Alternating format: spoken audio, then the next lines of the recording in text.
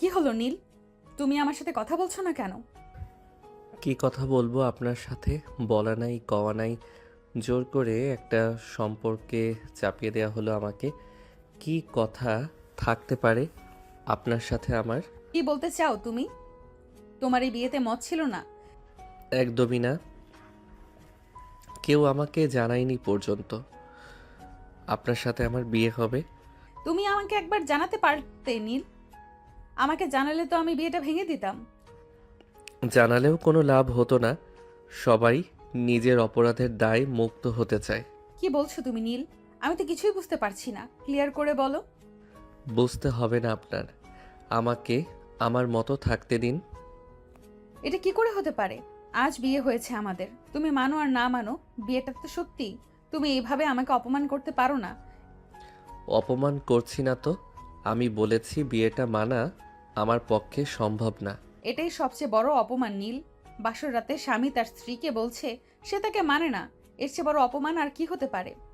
ঘরটা নিঃশব্দ। বাসর ঘরের সাজানো আলো যেন অস্বস্তির ভার আরো বাড়িয়ে তুলছে। নীল জানালার পাশে দাঁড়িয়ে পিঠ ফিরে আছে। আদিবা বিছানার ধারে দাঁড়িয়ে, চোখে আগুন, অভিমান আর অপমানের আগুন। নীল ধীরে ঘুরে দাঁড়ায়, কণ্ঠে ঠান্ডা কিন্তু ভেতরে জমে থাকা ক্ষোভ স্পষ্ট। এটাকে অপমান বলবেন না। আমি শুধু বিয়েটা মানি না, আপনাকে অসম্মান করার ইচ্ছে আমার একদমই নাই। অসম্মান? বাসর রাতে স্বামী স্ত্রীর মাঝখানে দাঁড়িয়ে তুমি বলছো তুমি এই বিয়ে মানো না? এর চেয়ে বড় অপমান আর কি হতে পারে নীল? আপনি কেন বুঝতে চাইছেন না? জোর করে কিছু চাপিয়ে দিলে সেটার নাম সম্পর্ক হয় না। অনুভূতি লাগে, সম্মতি লাগে। সম্মতি? আজ আইন সমাজ সব আমাদের স্বামী স্ত্রী বানিয়েছে। এই ঘর এই রাত সব আমার অধিকার। তুমি এখনই আমার কাছে এসে আমাকে আদর করে যথাযথ সম্মান দিবে। এটা কখনো হবে না। আপনি জোর করে কিছু চাপিয়ে দিতে পারবেন না। পারবো না? এটা আমার অধিকার নীল। তুমি কি ভাবছো আমি দুর্বল? আজ যদি তুমি আমার সামনে দাঁড়িয়ে আমাকে অস্বীকার করো, কাল পুরো বাড়ির সামনে আমাকে কিভাবে দাঁড়াতে হবে জানো? আমি কারোর সামনে আপনাকে ছোট করতে চাই না, কিন্তু নিজেকে ভেঙে দিতে পারবো না। আদিবা কিছুক্ষণ চুপ থাকে, তারপর ধীর পায়ে কাছে এসে দাঁড়িয়ে, খুব কাছে। নীলের কাজ ছুঁয়ে যায় তার শ্বাস। শোনো নীল, আমি ভালোবাসা ভিক্ষা করতে আসিনি। আমি যা চাই সেটা আমার জায়গা থেকে চাইছি। আজ তুমি আমার পাশে দাঁড়াবে, এইটুকুই দাবি। পাশে দাঁড়ানো আর অভিনয় এক জিনিস না। আজ যদি আমি মিথ্যে করি, কাল এই মিথ্যেটাই আমাকে খেয়ে ফেলবে। তাহলে শোনো, আমি এই বিয়ে ছাড়বো না। তুমি মানো বা না মানো, আমি দায়িত্ব নেব, কিন্তু অবহেলা সহ্য করব না। দায়িত্ব যদি একতরফা হয়, সেটাও বোঝা হয়ে যায়। আজ রাতে আলাদা করে ঘুমাবে, কিন্তু মনে রেখো এই ঘর থেকে পালানোর পথ নেই। ধীরে ধীরে তুমি বুঝবে আমি জোর করে কিছু চাই না, আমি শুধু আমার জায়গাটা নেই। নীল জানালার দিকে তাকিয়ে থাকে। বাইরে অন্ধকার, ভেতরে জমে ওঠে আরো গভীর অন্ধকার, অজানা ভবিষ্যৎ। চাপা অভিমান আর এমন এক সম্পর্কে আটকে পড়ার ভয়, যেখানে ভালোবাসা জন্মানোর আগেই যুদ্ধ শুরু। এই বিয়ে দুজনকে একই ছাদের নিচে এনেছে ঠিকই, কিন্তু হৃদয়ে দূরত্ব আরো বাড়িয়ে দিয়েছে। ঘরটা ধীরে ধীরে নিস্তব্ধ হয়ে এলো। আলো ঝলমলে পাশের ঘর এখন কেবল ভারী নীরবতার সাক্ষী। আদিবা আর কিছু বলল না। ক্লান্ত শরীরটা বিছানায় শুয়ে দিল, পিঠ ঘুরিয়ে শুয়ে ঠান্ডা অথচ দৃঢ় কণ্ঠে বলল, ভেবো না আমি অন্য রুমে চলে যাব। আমি চাই না কেউ আমার দিকে আঙুল তুলুক। কেউ যেন এটা না বলে আমার স্বামী আমাকে মানেনি। নীল কোনো উত্তর দিল না। এক মুহূর্তের জন্য তাকিয়েছিল আদিবার দিকে। সেই তাকানোই ছিল না রাগ, ছিল চাপা কষ্ট আর অসহায়তা। তারপর নিঃশব্দে ঘর থেকে বেরিয়ে গেল। বেলকুনিতে এসে দাঁড়াতেই ঠান্ডা হাওয়ায় ঝাপটা মুখে লাগলো। নীল সিগারেট ধরালো। আগুনের ছোট্ট শিখাটা কাঁপতে কাঁপতে জ্বলে উঠল, ঠিক তার ভেতরের অনুভূতির মতো এক টান। ধোঁয়া ফুসফুসে ঢুকলো, আবার ছাড়লো। চোখ দুটো অন্ধকার আকাশে আটকে রইল। তোমরা কেন এমনটা করলে? কেন নিজেদের দোষ ঢাকতে আমাকে বলির পাঠা বানালে? আরেকটা টান। ধোয়ার ভেতর যেন অসংখ্য প্রশ্ন ভাসতে লাগলো, তার সাথে তার দুঃখ ছুটে বেড়াতে লাগলো। আমারও তো একটা জীবন আছে, স্বপ্ন আছে, ইচ্ছা আছে। আমি কি পাথর নাকি? আমাকে জিজ্ঞেস করা দরকার ছিল না? মনের ভেতর হঠাৎ ভেসে উঠল আজ বিকেলের দৃশ্য। হঠাৎ বিয়ে, অচেনা সব সিদ্ধান্তের বোঝা। একবারও ভাবলে না আমি কি চাই? না, তোমরা শুধু ভেবেছো সমাজ কি বলবে, লজ্জা কোথায় বাঁচানো যাবে। চোখ জ্বালা করে উঠল নীল। তাড়াতাড়ি আরেকটা সিগারেট ধরল, যেন আগুন নিয়ে নিজের কষ্টটা পুড়িয়ে ফেলতে চায়। ভেতরের ঘরে আদিপা জেগে আছে, চোখ বন্ধ, কিন্তু ঘুম নেই। নীলের বলা প্রতিটা কথা যেন কানে বাজছে। বুকের ভেতর কোথাও একটা চাপা ব্যথা জমে আছে।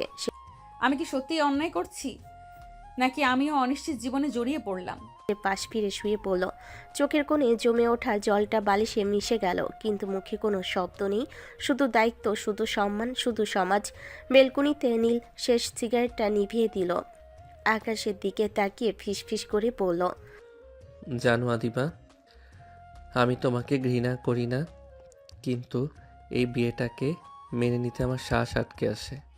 ভেতরে ঢোকার আগে একবার দরজার দিকে তাকালো। সেই দরজার ওপাশে এক অচেনা সম্পর্ক, অচেনা যুদ্ধ। একই ছাদের নিচে দুটা মানুষ, একজন সম্মান বাঁচাতে শক্ত হয়ে আছে, আরেকজন নিজের অস্তিত্ব বাঁচাতে লড়ছে। এই বিয়েতে ভালোবাসা এখনো আসেনি, এসেছে শুধু চাপ, নীরব কান্না আর প্রশ্ন, যার উত্তর কেউ দিতে প্রস্তুত নয়। গভীর রাত, ঘরের আলোটা অনেক আগেই নিভে গেছে। বাইরের নিস্তব্ধতা, শুধু দেয়ালঘড়ির টিকটিক শব্দ। নীল ধীরে দরজা ঠেলে ঘরে ঢুকলো। পা ফেলার শব্দটুকু যেন সে ইচ্ছে করে চাপা রাখছে। বিছানার দিকে তাকিয়ে থমকে গেল। আদিবা গভীর ঘুমে, সারাদিনের শক্ত মুখটা এখন নরম, শান্ত। শাড়ির আঁচলটা অজান্তেই একটু সরে গেছে। বুকের কাছে ছোট্ট একটা তিল নির্বিকার আলো ছাই স্পষ্ট হয়ে আছে। নীলের বুকের ভেতর অদ্ভুত একটা ধাক্কা লাগলো। সে নিজেও বুঝতে পারল না কখন ঘোরের মধ্যে এক পা এগিয়ে গেছে। মনে হলো কেউ যেন তাকে টেনে হিসেড়ে নিচ্ছে, অচেনা নিষিদ্ধ টান। সে ধীরে ঝুঁকে পড়ল। খুব ক্ষণিকের জন্য তিলটার উপর ঠোঁট ছুঁয়ে গেল এক মুহূর্ত। তারপর হঠাৎ যেন নিজে চমকে উঠল নীল। দ্রুত সরে এলো। বুকের ভেতরটা ধক করে উঠল। কাপা হাতে শাড়িটা ঠিক করে দিল, যেন নিজের ভুলটা ঢেকে ফেলতে চায়। ছি ছি, এ আমি কি করলাম? বিছানা থেকে আরও একটু দূরে সরে বসে পড়ে সে। সে ঘোরের মধ্যে কি করে ফেলেছে সে নিজেই বুঝতে পারছে না। চোখ আমি তো ওনাকে মানি না, এই বিয়েটাকেই মানি না। তাহলে কেন ওনার সৌন্দর্য আমাকে টানছে? বন্ধ করতে আদিবার মুখটা ভেসে উঠল, রাগী দৃঢ়, অথচ এই মুহূর্তে অদ্ভুত শান্ত। নীল জোর করে চোখ খুলে নেয়। এটা ঠিক না, একদমই ঠিক না। সে ধীরে বিছানার এক কোণে শুয়ে পড়ে, আদিবা থেকে যতটা সম্ভব দূরে। দুজনের মাঝে ফাঁকা জায়গাটা যেন শুধু শারীরিকটা, ওটা ভরা অস্বীকার, দ্বন্দ্ব আর না বলা প্রশ্নে। কিছুক্ষণ পর নীলের নিঃশ্বাস ধীরে আসে, চোখ বুজে যায়, আর আদিবা ঘুমের ভেতরও যেন কিছু টের পায়। কপাল সামান্য কুঁচকে যায়, কিন্তু ঘুম ভাঙে না। ভোরের আলো ফোটার আগের সময়টা। ঘরটা আধো অন্ধকার, নিস্তব্ধ। ঘুমের ঘরে নীলের মনে হলো কেউ তাকে খুব কাছে টেনে নিয়েছে। উষ্ণ এক শ্বাস, গলার কাছে আলতো ছোঁয়া, ঠোঁটে নরম স্পর্শ। হঠাৎ নীলের ঘুম ভেঙে গেল। চোখ খুলে সে আঁতকে উঠল। আদিবা তার বুকের উপরে ঝুঁকে ঘুমের ভেতরেই তাকে জড়িয়ে ধরে আছে। অবচেতন মনে গাল, গলা, ঠোঁট ছুঁয়ে নামছে। সেই ছোঁয়ায় নীলের নিঃশ্বাস যেন থমকে গেল। আদিবা, সে আলতো করে সরাতে চাইল, কিন্তু আদিবা সরে না, বরং আরো কাছে আসে। ঘুমের ঘরে কোনো হিসেব নেই, শুধু চাপা আবেগ। এক মুহূর্তের জন্য নীলের সমস্ত প্রতিরোধ ভেঙে পড়ল। মনের ভেতরে দ্বন্দ্ব, অস্বীকার, সব যেন ঝাপসা হয়ে গেল। সে বুঝতে পারল এই অনুভূতিটা থেকে পালানো আর সহজ নয়। ঠিক তখনই দরজায় টোকা। দুজনেরই যেন একসাথে হুঁশ ফিরল। আদিবা চমকে উঠে সরে এলো। নীলের চোখে লজ্জা, আতঙ্ক আর অপরাধ বোধ একসাথে। আমি কথাটা শেষ না করে সে দ্রুত উঠে বেলকুনিতে চলে গেল। ঠান্ডা হাওয়ায় দাঁড়িয়ে নিচের বুকে ধুকপুকানি সামলাতে লাগলো। ভেতরে আদিবা শাড়িটা ঠিক করে নিল। মুখে আবার সেই পরিচিত দৃঢ়তা, যদিও চোখে এখনো অস্বস্তির ছাপ। সে দরজার দিকে এগিয়ে গিয়ে খুলল। সামনে দাঁড়িয়ে নীলের বোন, যে আদিবার ভাইয়ের বউ। ভাবলাম ডাক দেই, নাস্তা রেডি। আদিবা স্বাভাবিক থাকার চেষ্টা করে হালকা হাসলো, তবু স্বাভাবিক হতে পারছে না সে। চোখে মুখে অস্বস্তি ফুটে উঠেছে। আসছি। দরজা বন্ধ করে সে দেওয়ালে ঠ্যাস দিয়ে দাঁড়ালো। বুকের ভেতর অদ্ভুত একটা কাঁপুনি। এই কাঁপুনি কি লজ্জার, নাকি এমন কিছু যেটাকে সে এতদিন অস্বীকার করে এসেছে? বেলকনিতে নীল আকাশের দিকে তাকিয়ে ফিসফিস করে বলল, এটা ঠিক হচ্ছে না, কিন্তু মিথ্যেও না। এই সকাল শুধু একটি অপ্রস্তুত মুহূর্ত নয়, এটা ছিল সেই সীমারেখা যেখানে অস্বীকার আর অনুভূতি প্রথমবার মুখোমুখি দাঁড়ালো। সামনে হয়তো আরও কঠিন লড়াই অপেক্ষা করছে নিজের জন্য। সকালের আলো ঘর ভরে গেছে, জানালা দিয়ে নরম রোদ ঢুকছে। বাথরুমে দরজা খুলে আদিবা বেরোতেই ঘরটা যেন এক মুহূর্তে থমকে গেল। ভেজা চুল আলতো করে গুছিয়ে হালকা রঙের একটা সুন্দর শাড়ি পরেছে সে। শাড়ির ভাঁজে ভাঁজে তার ব্যক্তিত্ব গম্ভীর, আত্মবিশ্বাসী স্ত্রীয়ত্বের মতোই দৃঢ়। অথচ আজ তাকে অদ্ভুতভাবে কোমল লাগছে। নীল অজান্তেই তাকিয়ে থাকে, চোখ সরাতে পারে না। এই মেয়েটা এত সুন্দর কেন? শুধু চেহারা না, একটা আলাদা উপস্থিতি আছে ওর। শোনো নীল, পরিবারের সবার সামনে একদম খারাপ ব্যবহার করবে না, এটা পরিষ্কার করে বলে দিলাম। সামনে পিছনে কখনোই খারাপ ব্যবহার করব না। খারাপ ব্যবহার করবে না বলেই তো খারাপটাই করছো। বিয়ে না মানার সাথে খারাপ ব্যবহারের সম্পর্ক কি? অবশ্য সম্পর্ক আছে, বিয়ে না মানাই সবচেয়ে বড় খারাপ ব্যাপার। আমি কাউকে অপমান করতে চাই না দিবা, কিন্তু নিজের অনুভূতিকে অস্বীকার করাও তো নিজের সাথে খারাপ ব্যবহার। আদিবা তাকিয়ে থাকে নীলের দিকে। কয়েক সেকেন্ডের নীরবতা, তারপর ঠান্ডা গলায় বলে, অনুভূতি আসবে সময় নিয়ে, কিন্তু দায়িত্ব এড়িয়ে যাওয়ার সুযোগ নেই। মনে রেখো, এই বাড়িতে আমি শুধু তোমার স্ত্রী না, সবার সামনে সম্মানের জায়গায় আছি। আমি সেটা ভাঙবো না। আদিবা চলে যায়। নীল একা দাঁড়িয়ে থাকে, তার চোখে এখনো আদিবা শাড়ি, তার দৃঢ়তা, তার অদ্ভুত সৌন্দর্য ভাসছে। নিচতলার ড্রয়িং রুমে পা দিতে আদিবা টের পেল বাড়িটার বাতাস আজ অন্যরকম। সবাই আছে, কথা আছে, কিন্তু কোথাও একটা অদৃশ্য চাপ। ভাবি এগিয়ে এসে কণ্ঠটা ইচ্ছে করে নরম রাখলো। কোনো অসুবিধা হচ্ছে না তো আদিবা? তেমন কিছু হবে না ভাবি। একটু থেমে সে চারপাশে তাকালো। নীলের মা, খালামণি, দু একজন আত্মীয়, সবাই যেন অপেক্ষায়। আদিবা আর চুপ থাকলো না। কিন্তু একটা কথা জানতে চাই, কাল হঠাৎ কি এমন ঘটেছিল যে তোমরা নীলের সাথে আমার বিয়ে দিলে, তাও আবার ওর ইচ্ছের বিরুদ্ধে? এক মুহূর্তে ঘরের পরিবেশ বদলে গেল। হাসি থমকে গেল, চোখে চোখ পড়তে চাইল না কারোর। যেন সবে একসাথে শ্বাস নিতে ভুলে গেল। ভাবির মুখ শক্ত হয়ে গেল। কালমণি চোখ নামিয়ে নিলেন, একজন ফিসফিস করে অন্যদিকে তাকালো। এই নীরবতার মধ্যেই নীলের মা এগিয়ে এলেন, আদিবার হাত ধরে মমতার স্বরে বললেন, ওসব বাদ দাও মা, অত ভাবতে নেই। তোমাকে ছেলের বউ হিসেবে পেয়ে আমার খুব খুশি লাগছে। আমি বুঝি আন্টি, কিন্তু খুশি কি একতরফা হলে চলে? নীল তো খুশি না। এই কথাটা যেন কারোর বুকে এসে লাগলো। নীলের মা এক মুহূর্তে থমকে গেলেন, তারপর হালকা হাসির চেষ্টা। সময় লাগবে মা, ছেলে মানুষই রাগ, সব ঠিক হয়ে যাবে। রাগ হলে বুঝতাম, কিন্তু এটা রাগ না, এটা অস্বীকৃতি। ঘরে আবার নীরবতা নেমে এলো। কেউ কথা বাড়ালো না, কেউ চোখ তুলল না। এই বাড়িতে অনেক কিছু লুকানো আছে যা আদিবা বুঝতে পারছে না। আর এমন এক বিয়ে যার পেছনে সত্যিটা কেউ বলতে চায় না। আদিবা বুঝে গেছে এই সম্পর্ক শুধু স্বামী স্ত্রীর টানা পড়েন না, এর গভীরে আছে এমন কিছু যেটা সামনে এলে অনেক মুখোশ খুলে পড়বে। ভাবি আদিবার হাত ধরে আলতো করে ডাইনিংয়ের চেয়ারে বসালেন।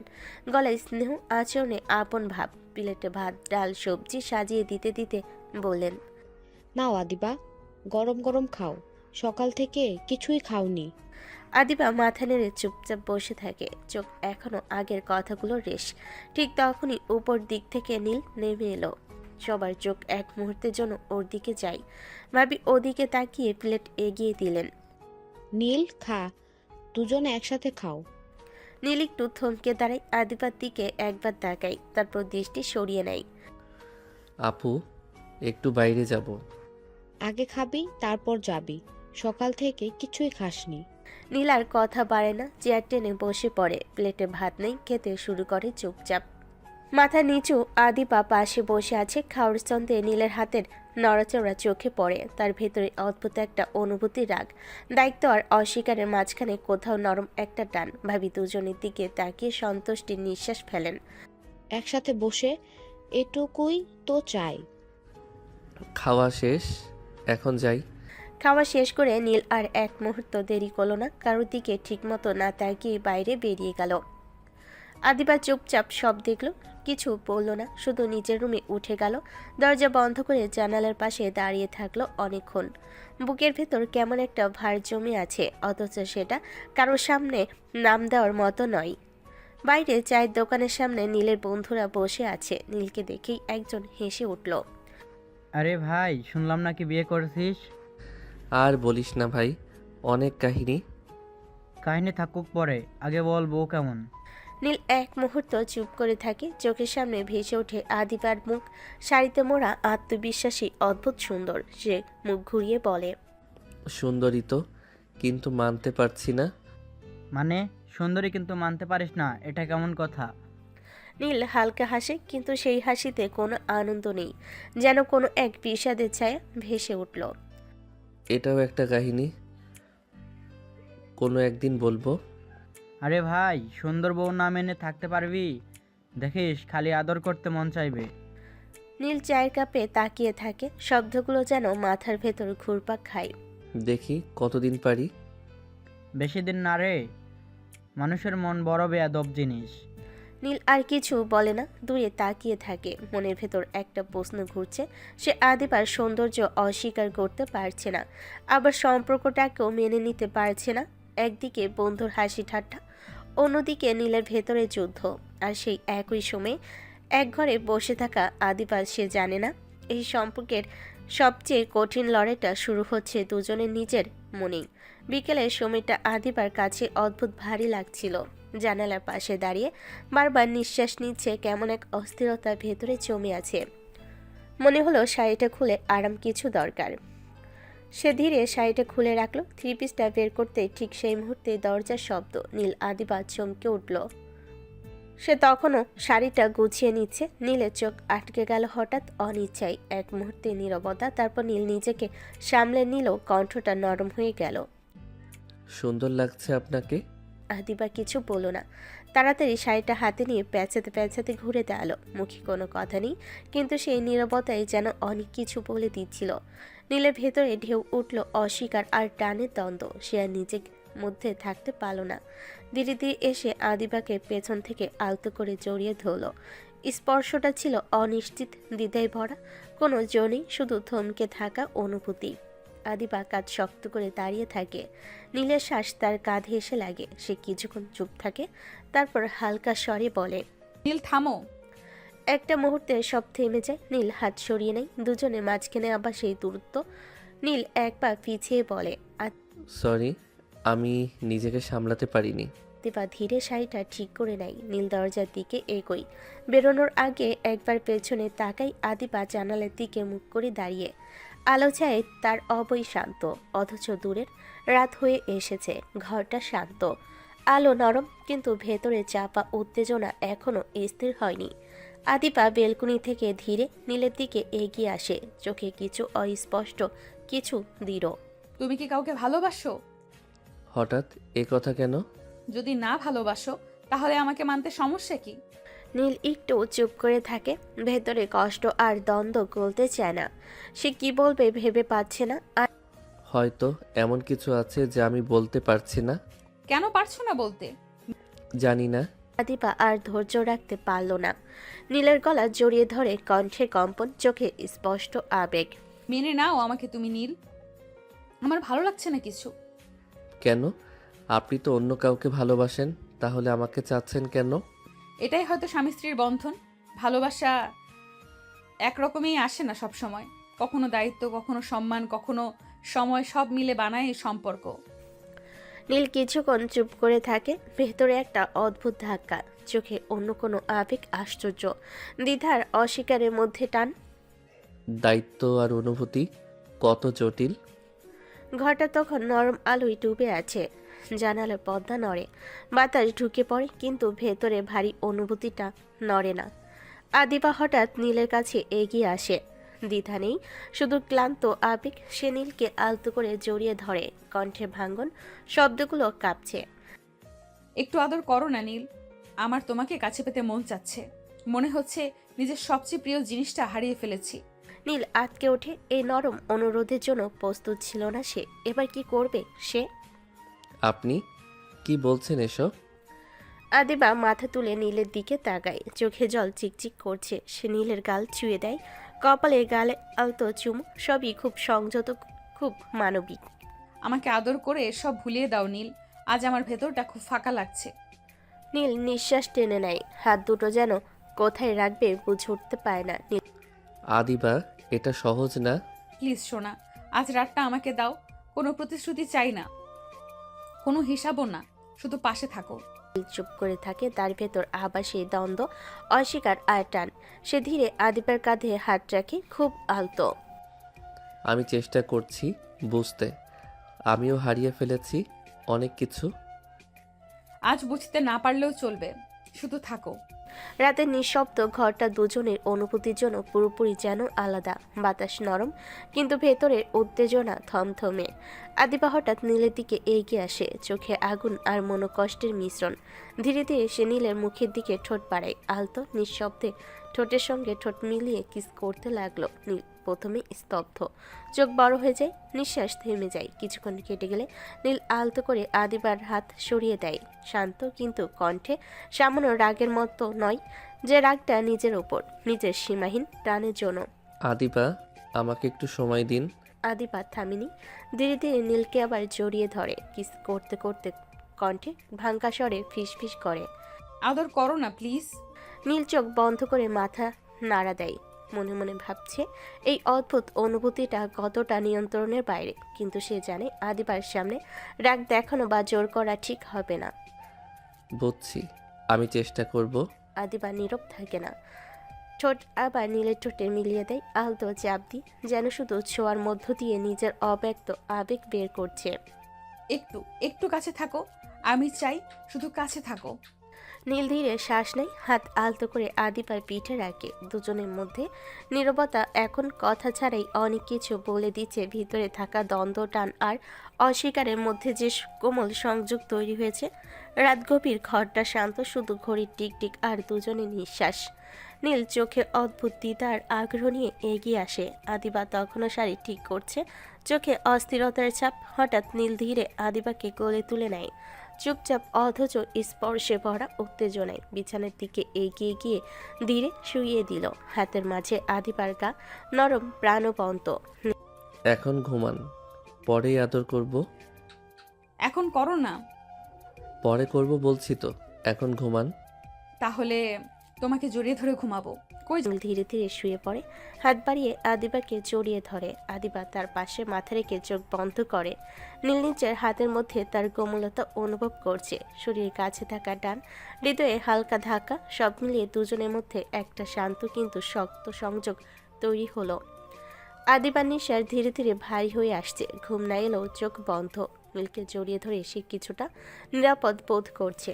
সকালের রোদ ঘরে ঢুকেছে, আকাশ নরমালই ভরে, ঘরের ভিতর ঠান্ডা হাওয়া লাগছে। নীল বাথরুম থেকে বেরিয়ে আসে, শার্ট প্যান্ট অফিসের জন্য তৈরি হচ্ছে। আদিবা জানালার কাছে দাঁড়িয়ে, চোখে একটু অস্থিরতা। যাচ্ছ তুমি? অফিসে। আদিবা ভুরু কুঁচকে তাকায়, কণ্ঠে আভাস আর উত্তেজনা আর অভিমান মিশ্রিত। তুমি কি আমাকে মেনে নিচ্ছ? সময় লাগবে, একদিনে সব ঠিক হবে না।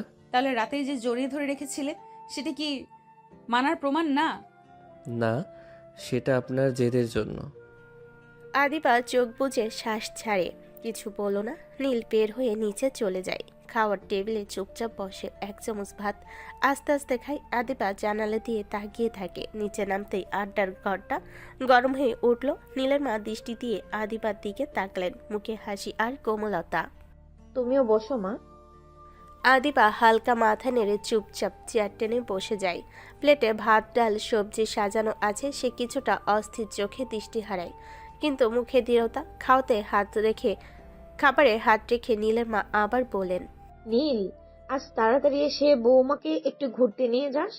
বাইরে একটু সময় কাটালে ভালো হয়। 2 দিন ছুটি কাটিয়েছি মা, তাড়াতাড়ি আসতে পারবো না। হ্যাঁ, কিন্তু কিছুক্ষণ সময় বের করা যায় নাকি? কেমন যেন বৌমা আজ একটু অস্থির মনে হচ্ছে। দেখবো মা, অফিসের কাজও আছে, তাড়াতাড়ি আসা সম্ভব হবে না। নীল ধীরে বেরিয়ে যায়। আদিবা চুপচাপ টেবিলে বসে থেকে তাকিয়ে থাকে, যেন সময়টা থেমে গেছে।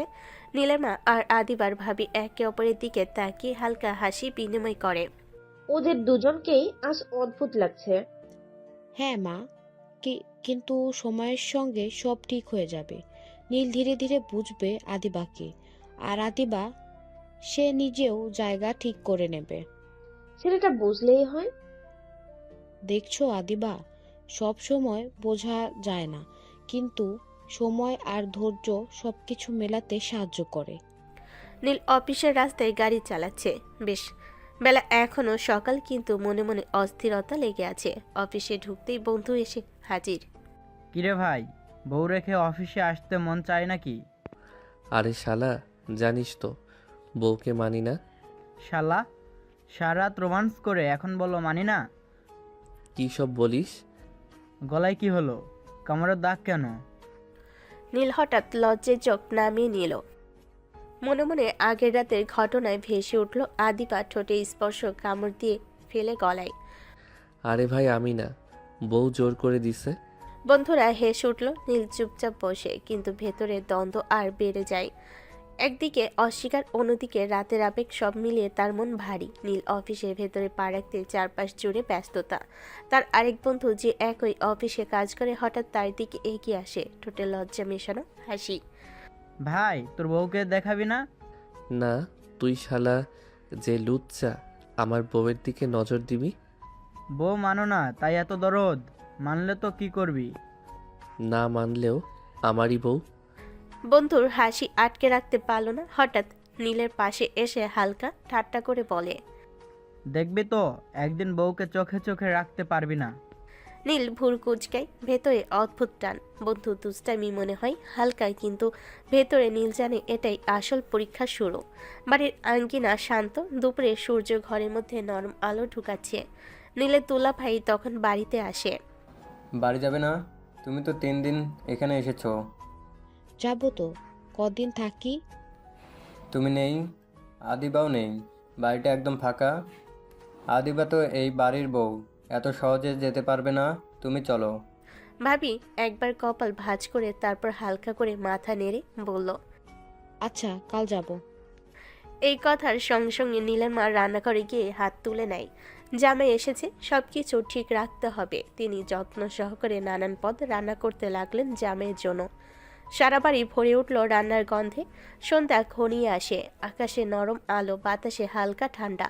ঘরের ভেতর সবুজ আলো ও ছায়া মিশে একটা শান্ত পরিবেশ তৈরি করেছে। আদিবা ধীরে ধীরে দুলাইয়ের দিকে এগিয়ে আসে, চোখে অস্থিরতার ছাপ। ভাইয়া, আমাকে বাড়ি নিয়ে চলো না। বোন, এখন তো তোর বিয়ে হয়েছে, চাইলেই কি নিজের মন মতো চলতে পারবি? নীলের থেকে অনুমতি নিতে হবে তো। নীল কিছু বলবে না, ও তো আমাকে মানে না। ঠিক সেই মুহূর্তে দরজা খোলা হলো। নীল ধীরে ধীরে প্রবেশ করলো। দুলাইয়ের চোখে খুশির আভাস, ঠোঁটে হালকা হাসি। কেমন আছেন ভাইয়া? ভালো। আর তুমি কেমন আছো নীল? ভালোই আছি। আদিবা নীরবে পাশ থেকে দেখছে। মনে মনে হচ্ছে নীল এখানে আছে, কিন্তু এখনো অস্বীকারের গহ্বরে ডুবে আছে। সে নিজেকে সামলাচ্ছে, ভেতরে টান আবেগ আড়াল করে, অথচ চোখে অদ্ভুত কোমলতা। রাতের আলো ঘরে নরম, বাতাসে হালকা ঠান্ডা। খাবারের টেবিল সাজানো, ভাত ডাল সবজি মাছ মাংস, হালকা সুগন্ধ ছড়িয়ে আছে। সবার চোখে এক অদ্ভুত আনন্দ, কিন্তু কথাবার্তার মধ্যে একটু উত্তেজনা। দুলাভাই হাসি মেশানো কণ্ঠে বললেন, নীল, চলো আমাদের বাড়ি থেকে ঘুরে এসো। বিয়ের পর তো আদিবা গেল না। আমার অফিস আছে ভাইয়া, ছুটি পাই তারপর ওনাকে ঘুরিয়ে আনবো। নীলের মা, যিনি টেবিলের এক পাশে বসে সব দেখছিলেন, হালকা ভুরু কুচকে বললেন, খাওয়ার সময় এত কথা বলে না, খাও তোমরা। আদিবা চুপচাপ ভাত তুলে নিল। মনে মনে ভাবছে নীল যে সবার সামনে ভালো ব্যবহার করছে, এটাই তো অনেক। রাতের অন্ধকার ঘরকে আলতো বাতাসে ছুঁয়ে যাচ্ছে। জানালার পর্দা হালকা দুলছে, আর কাশফুলের মৃদু গন্ধ ভেসে আসছে। আদিবা ধীরে ধীরে নিজের রুমে ঢুকে আসে। আছে একটা নরম রঙের নাইট ড্রেস পরেছে, হালকা সিল্কের স্পর্শ। কোমর ও কাঁধের রেখা সূক্ষ্মভাবে ফুটে আছে। নীল ঘরের কোণে দাঁড়িয়ে তাকাচ্ছে, চোখে অদ্ভুত উত্তেজনা আর লাজ। এসব পড়বেন না? আদিপ একটু এগিয়ে এসে চোখে খুনছুটি আর ঠোঁটে হালকা হাসি দিয়ে বলল। কি সমস্যা নীল? আমার সমস্যা হয়। আদিপা ধীরে ধীরে নীলের দিকে এগিয়ে আসে, তার কণ্ঠে মিষ্টি চ্যালেঞ্জ, চোখে আগুনের নরম চাপ। আদর করতে মন চায় নাকি? নীল কিছু বলতে পারে না, হৃদয় যেন থেমে গেছে, হাত দুটো অবচেতনভাবে বাঁধা। আদিপা তখন নীরবভাবে নীলের গলা জড়িয়ে ধরে, ঠোঁট ধীরে ধীরে নীলের ঠোঁটের দিকে চলে আসে, চুমু দেয় খুব গভীরভাবে একটা। আদর করতে মন চাইলে করো, আমি কি বারণ করেছি? নীল চোখ বড় করে তাকায়, ভেতরে দ্বন্দ্ব। কিছুক্ষণ চুপচাপ থাকলো, তারপর নিজেকে সামলে একটু সরে দাঁড়ায়, কণ্ঠে হালকা লাজের আভাস। বিরক্ত করবেন না, আমাকে আমার মতো থাকতে দিন। আদিবা হেসে আলতোভাবে নীলের হাত ধরে নিজের কাঁধে রাখা মাথা সরিয়ে বসে, মৃদু চোখে ঝিলিক। তুমি যতই মানতে না চাও, তোমার ভেতরে একটা টান আছে, আর আমি সেটা বুঝি। নীল একটু দূরে দাঁড়িয়ে চোখ মেলো, মনটা অস্থির, হৃদয় যেন নাচছে। সে জানে আদিবার প্রতি টান শুধুই বাহিক্য নয়, এটা তার হৃদয়ের গভীর অনুভূতি। কেন আমার ওকে এত কাছে পেতে মন চায়? আমি তো মানতে চাই না ওকে, তবুও কেন এমন মনে হয়? রাতের ঘর নীরব, হালকা বাতাসে জানালার পর্দা তুলাচ্ছে। আদিবা ধীরে ধীরে নীলের নিজের পাশে দাঁড়ালো, চোখে অস্থিরতা আর ঠোঁটে লাজের চাপ। সে ধীরে নাইট ড্রেসের ফিতা খুলতে লাগলো, হাত ভীষণ দৃঢ়, কিন্তু চোখে মিষ্টি চ্যালেঞ্জ। আজ আর পালাবে না নীল, আদর করো আমাকে। নীল চোখ বড় করে তাকালো, ভেতরে দ্বিধা, লজ্জা আর আগ্রহ সব মিলেমিশে কেঁপে উঠছে। তার হাত অবচেতনভাবে আগালো।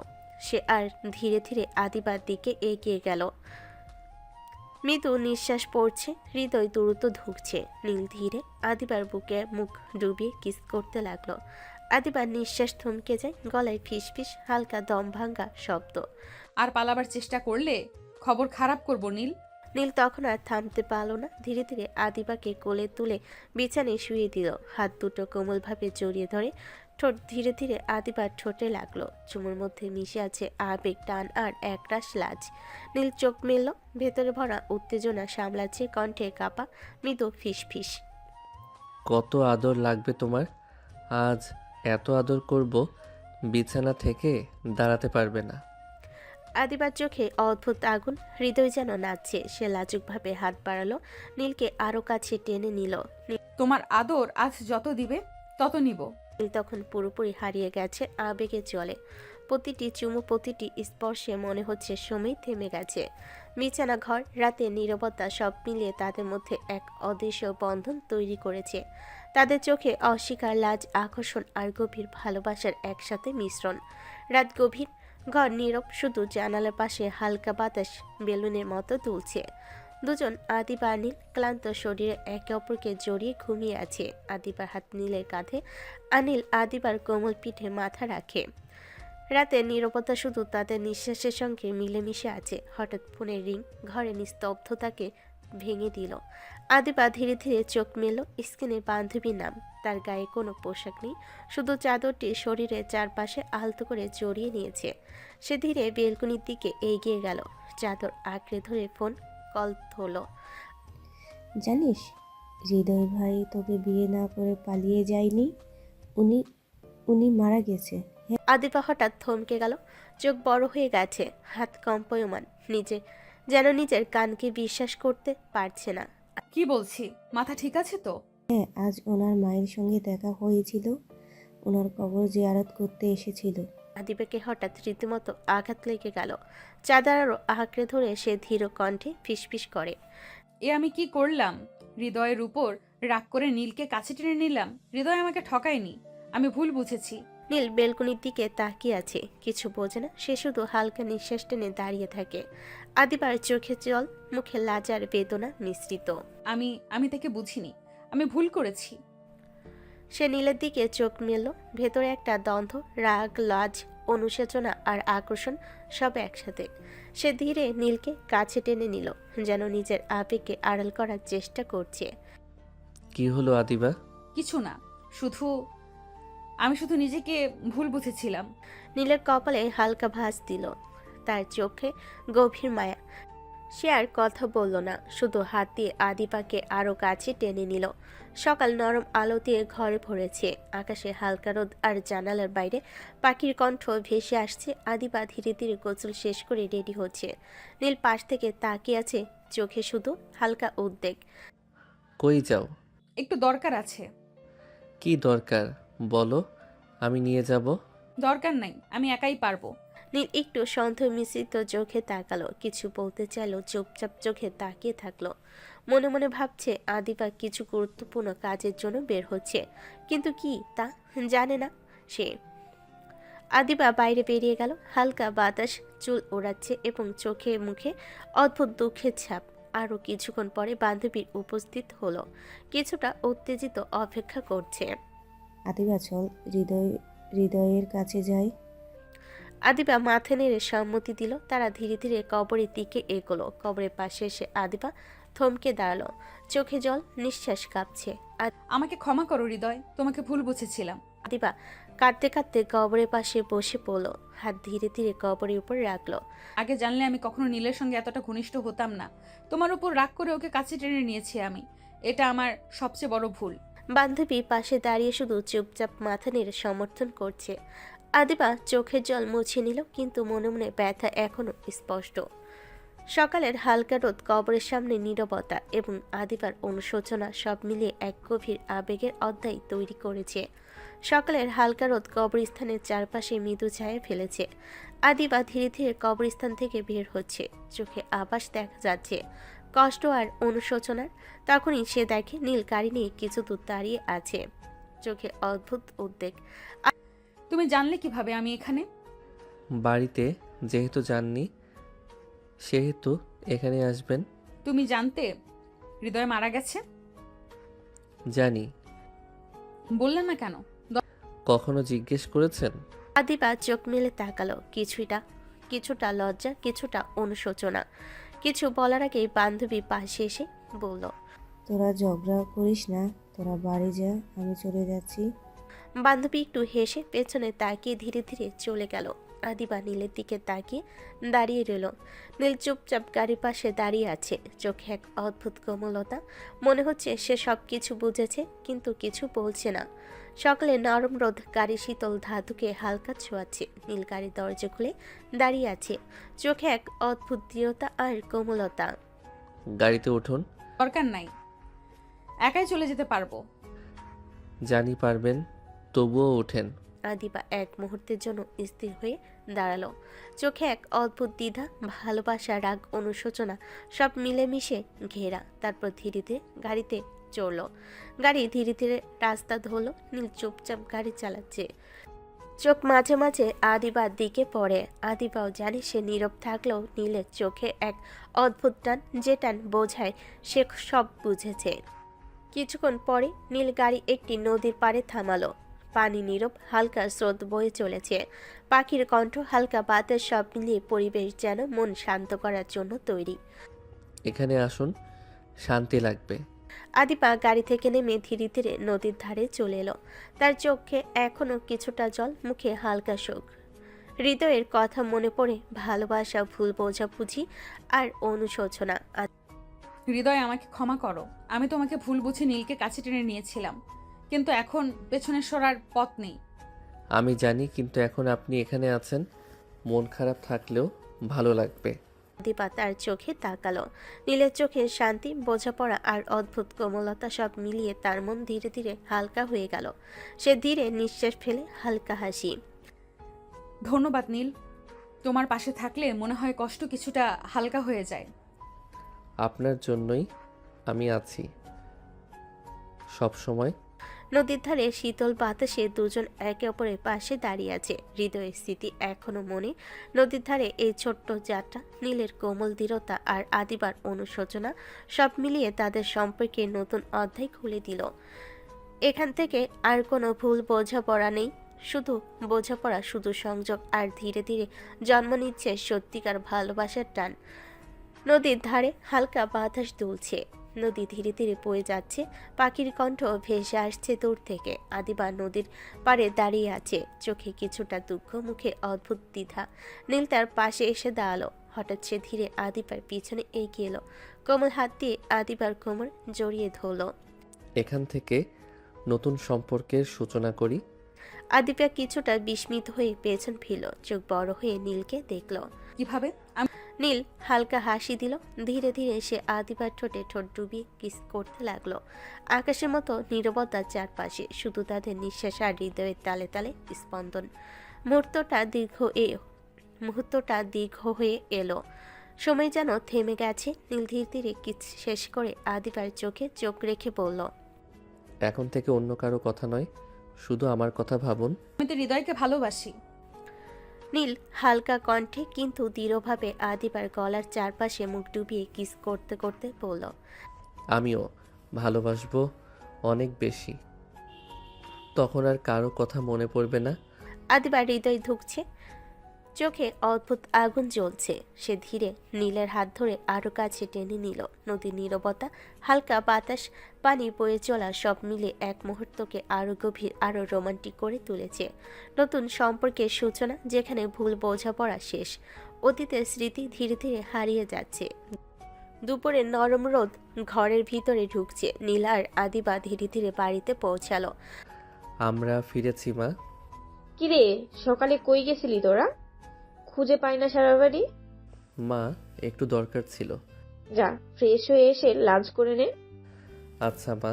মা ধীরে আদিবার দিকে তাকালো, চোখে কোমলতা, মুখে মৃদু হাসি। তিনি বেশ পছন্দ করে আদিবাকে।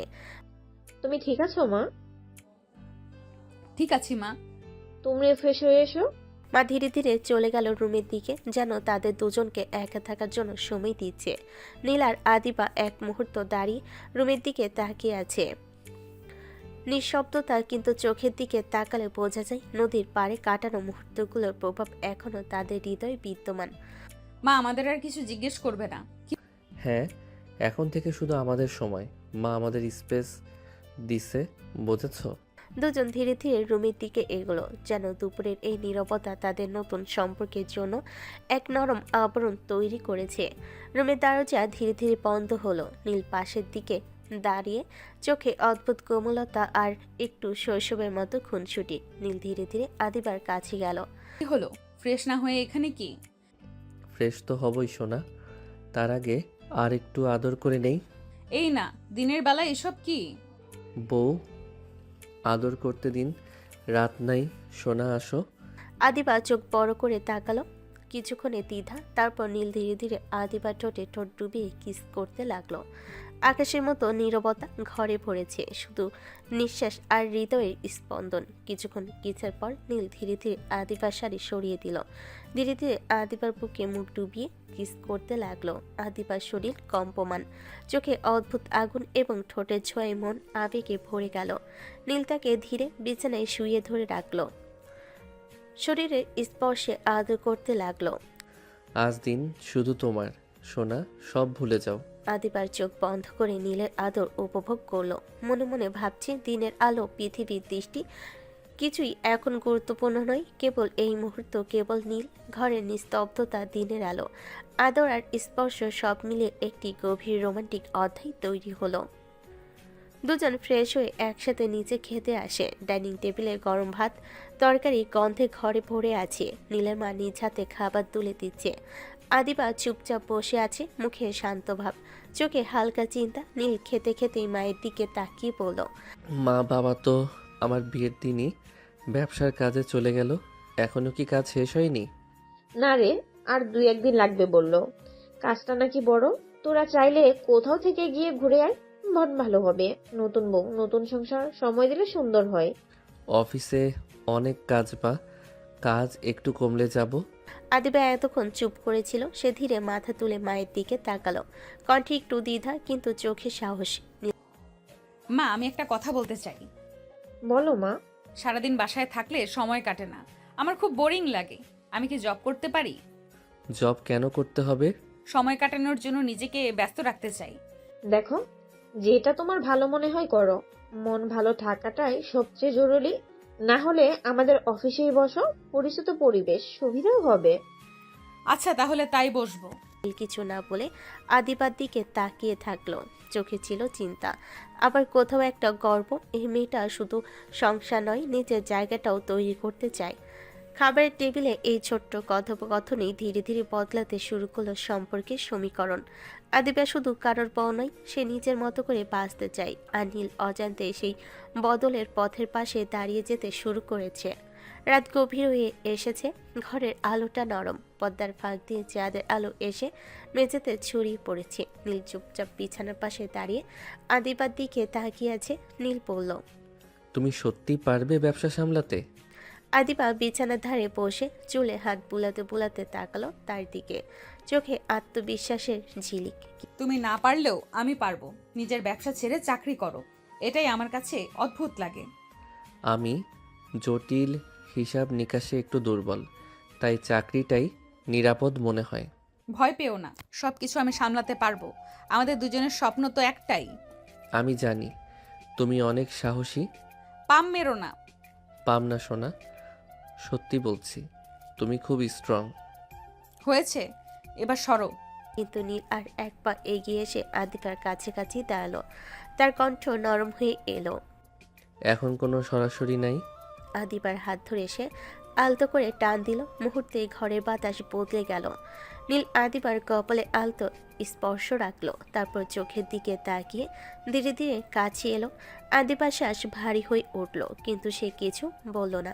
নীল ফিস করে বলল, আজ শুধু তুমি আর আমি। আদিবা চোখ বন্ধ করল।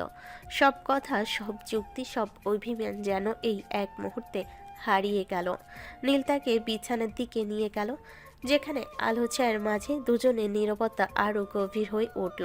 ঘরের দরজা বন্ধ, বাইরের পৃথিবী দূরে, ভেতরে শুধু নিঃশ্বাস, ভালোবাসার একে অপরের প্রতি নিঃশব্দ আশ্বাস। রাতটা ধীরে ধীরে তাদের দুজনকে আরো কাছে এনে দিল। নিশ্চুপ রাত পেরিয়ে নতুন সকাল। জানালার ফাঁক দিয়ে রোদ ঢুকে ঘরটা আলোকিত করে তুলেছে। নীল আয়নার সামনে দাঁড়িয়ে অফিসের জন্য রেডি হচ্ছে। সাঁতরের বোতাম লাগাতে লাগাতে চোখে মুখে দায়িত্বের ছাপ।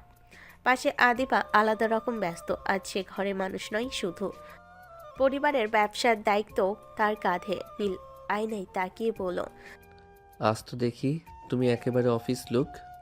ব্যবসার কাজে বসতে গেলে সিরিয়াস হতে হয়। নীল পিছন থেকে এসে তাকে জড়িয়ে ধরল। কণ্ঠে মিশে আছে গর্ব, যেন এই মেয়েকে নিয়ে যাই ভাবে কম লাগে। জান, তোমাকে একদম বস লাগছে। বসই তো। বাবা বাড়ি নেই, এই 2 দিন সব দেখাশোনা আমারই দায়িত্ব। জানি তুমি পারবে, আমি নিশ্চিন্ত। তুমি অফিসে মন দাও, এখানে সব আমি সামলে নেব। নীল আর কিছু না বলে আলতো করে আদিবার ঠোঁটে কিস করে নিল। একটা ছোট্ট ভরসার স্পর্শ। সাবধানে থেকো। দুজন একসাথে ঘর থেকে বেরিয়ে নিচে নামলো। ডাইনিং টেবিলে মা আগেই খাবার সাজিয়ে রেখেছেন। নীলের দিকে তাকিয়ে বললেন, দেরি হবে না তো অফিসে? না মা, আজ তাড়াতাড়ি বেরোবো। আর তুমি আজ বড় দায়িত্ব নিয়েছো মা। চেষ্টা করব মা, যেন কোনো ঘাটতি না থাকে। তুমি থাকলেই আমাদের ভরসা। খাবারের টেবিলে হালকা গল্প, নরম হাসি আর নতুন দিনের প্রস্তুতি। নীল অফিসের পথে বেরোবে আর আদিবা বসবে পরিবারের ব্যবসার হিসাব নিকাশে।